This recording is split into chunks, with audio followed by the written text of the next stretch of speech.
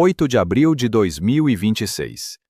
Enquanto todo mundo olhava para o pedido de delação premiada do banqueiro Daniel Vorcaro, preso desde novembro de 2025, o ministro Alexandre de Moraes, do Supremo Tribunal Federal, liberou silenciosamente para o plenário uma ação que pode mudar, em questão de semanas, toda a arquitetura legal da delação premiada no Brasil.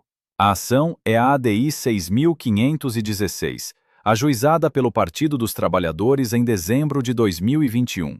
Ela pede limites pré-estabelecidos por lei para as cláusulas de delação, anulação de colaborações feitas sob recompensa financeira e cancelamento de delações firmadas a partir de prisões cautelares consideradas ilegais. Se essa ação for aprovada pelo Supremo antes do Vorcaro assinar o acordo dele, a delação que já foi iniciada entre Polícia Federal e Procuradoria-Geral da República pode nascer morta. Isso aqui é Brasília decodificada. A lei muda antes da boca abrir. Antes da gente aprofundar, um pedido rápido. Se você ainda não é inscrito no Brasília Decodificada, se inscreve no canal. Aqui a gente traduz as leis, decretos e decisões institucionais que poucos têm tempo de ler, mas que mudam a vida do cidadão comum. Inscrição é de graça, leva 2 segundos. Vamos aos fatos. A ADI 6516 foi protocolada pelo Partido dos Trabalhadores em dezembro de 2021, logo depois do governo Bolsonaro ter consolidado várias delações da Lava Jato como peças fundamentais de condenações.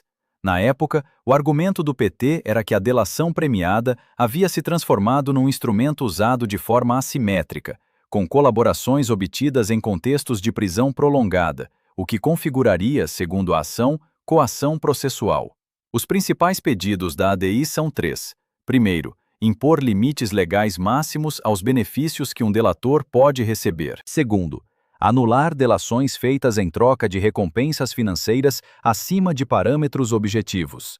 Terceiro, anular colaborações firmadas durante prisões cautelares consideradas desproporcionais.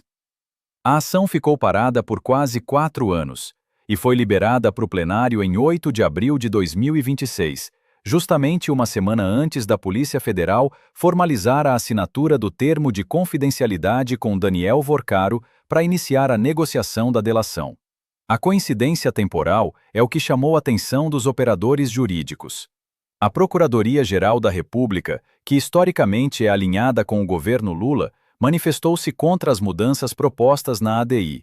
O argumento técnico da PGR é que a ação cria regras que não estão na legislação atual e que o Supremo estaria, na prática, legislando sobre matéria que caberia ao Congresso. A Ordem dos Advogados do Brasil, por outro lado, apoia a ação, alegando que o modelo atual de delação virou fábrica de confissões obtidas sob pressão. Aqui entra a tradução. O que essa ação decide, na prática, é se a delação premiada continua sendo o instrumento que desmontou a Lava Jato, ou se ela vira um instrumento com tantas amarras legais que não serve mais para a investigação de grande corrupção. E o timing dessa mudança, entrando em pauta no mesmo momento em que Vorcaro negocia a delação que pode atingir autoridades dos 3 poderes, é o que preocupa tanto a Polícia Federal quanto delegados envolvidos em investigações paralelas. Se a ADI passa antes do Vorcaro assinar, todo o modelo de colaboração dele pode ser questionado. Se a ADI passa depois, mas antes da homologação final, a delação pode ser contestada com base nas novas regras.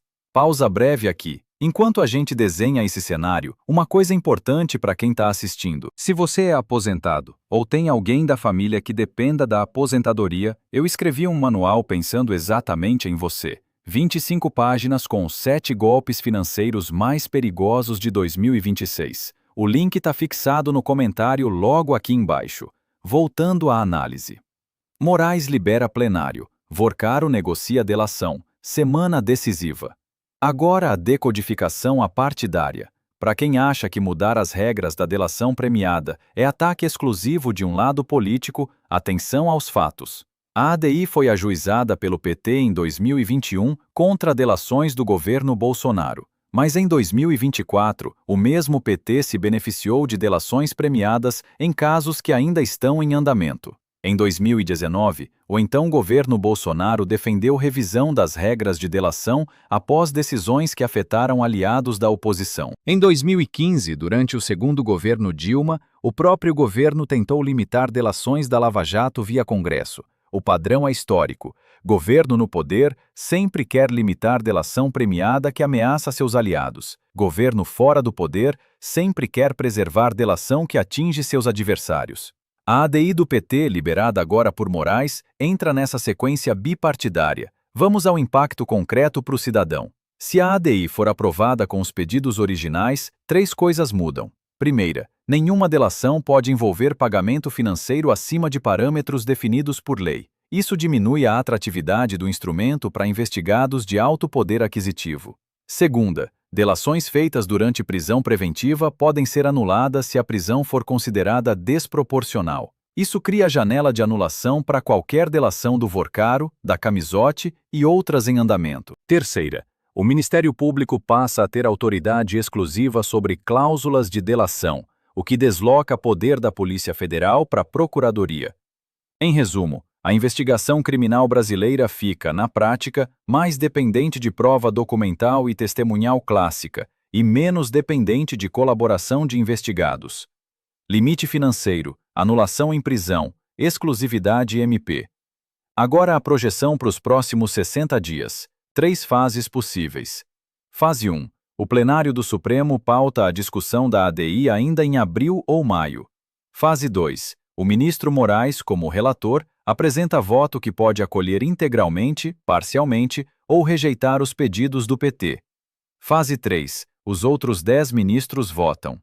Pela composição atual, a tendência é que o Supremo aprove mudanças parciais. Rejeição integral é improvável porque 3 ministros, incluindo Dias Toffoli, já sinalizaram simpatia à tese. Aprovação integral também é improvável porque 5 ministros, incluindo Fux, historicamente defendem a delação ampla.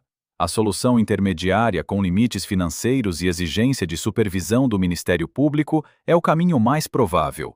A leitura final é esta. O que parece uma disputa técnica entre Polícia Federal, Procuradoria e tribunais sobre como negociar delações é, na verdade, uma reforma silenciosa que pode desarmar o principal instrumento de combate à corrupção de topo do sistema brasileiro. E o momento em que essa reforma entra em pauta, com Vorcaro prestes a assinar delação que atinge autoridades dos 3 poderes, não é coincidência institucional, é resposta institucional. O Supremo Tribunal Federal está reagindo à ameaça que a delação representa para a estrutura de poder vigente, apartidariamente, porque essa estrutura é bipartidária. E quem perde no longo prazo é o cidadão que acreditou que o combate à grande corrupção tinha virado política de Estado depois da Lava Jato. Antes da gente se despedir, se você gostou dessa análise, se inscreve aqui no Brasília Decodificada.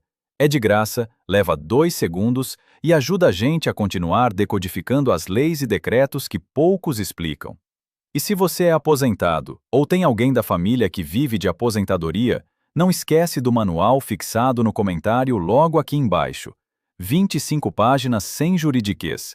Se você quer entender a outra ponta dessa mesma reforma institucional, incluindo a teia completa do caso Master que conecta 9 personagens de diferentes partes da política brasileira numa única investigação, o Linha do Poder desenhou isso em detalhes, mostrando como Vorcaro, Moraes, o BRB e figuras dos 2 lados políticos aparecem no mesmo mapa de conexões documentadas.